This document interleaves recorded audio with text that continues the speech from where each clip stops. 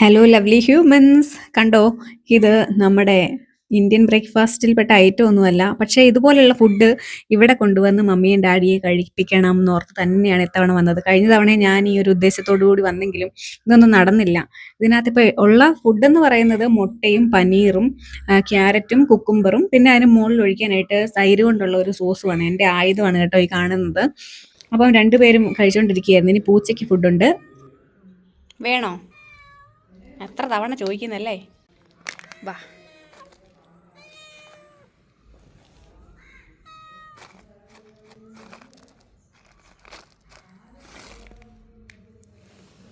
ഇഷ്ടായോ?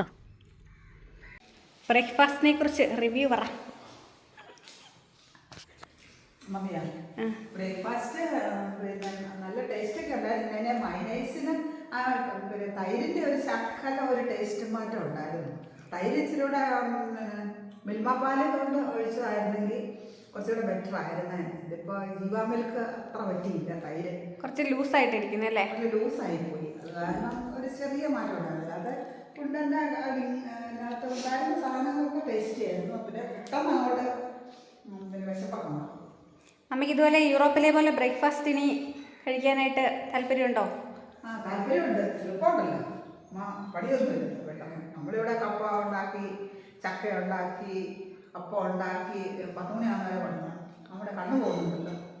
കണ്ണു പോകുന്നൊന്നും കുഴപ്പമില്ല. അങ്ങനത്തെ കുറേ എളുപ്പങ്ങളൊക്കെ ഉണ്ട്. രാവിലെ കുറച്ച് ക്ലീനിങ്ങും കുറച്ച് ഗാർഡനിങ്ങും ഒക്കെ നടക്കും.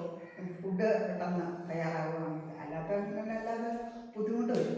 ഫുഡ് ഉണ്ടാക്കി സമയം കളയരുതെന്നാണ് യൂറോപ്യൻ ലേഡീസിന്റെ ചിന്താഗതി. കേരളത്തിലുള്ളവരെല്ലാം ഫുൾ സമയം ഫുഡ് ഉണ്ടാക്കി വലിച്ചു വാരി തിന്ന് പിന്നെ സമയമെല്ലാം പോകുന്നു. മറ്റൊന്നും ചെയ്യാൻ സമയം കിട്ടുന്നില്ല. അങ്ങനെ ഒരു പ്രശ്നമാണ്. അങ്ങനെ ഒരു വലിയ പ്രശ്നത്തിലാണ് നമ്മൾ. അങ്ങനെ ഒരു പ്രശ്നത്തിലാണ്. ഇന്ന് ഡാഡിയുടെ അഭിപ്രായം പറ. വളരെ ഹെൽത്തിയാവുന്ന കാര്യത്തിൽ യാതൊരു സംശയമില്ല.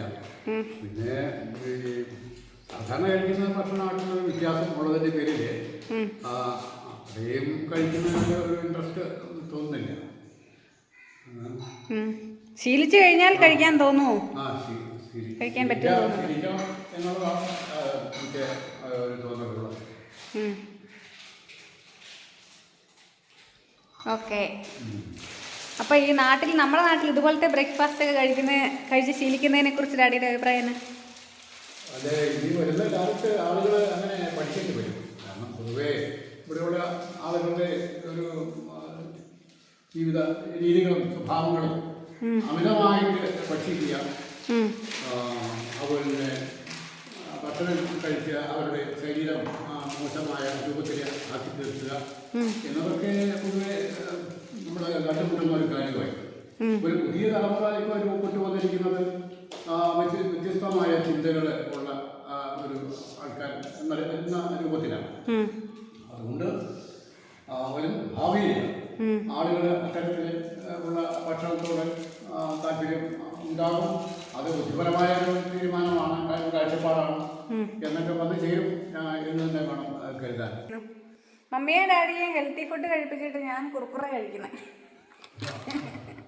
അടുത്തത് മമ്മി, ഞാൻ ജർമ്മൻ ഫുഡാണ് ഇനി അടുത്തത് നമ്മുടെ ലൂണിമോൾക്ക് കൊണ്ട് കൊടുക്കാൻ പോകുന്നത്.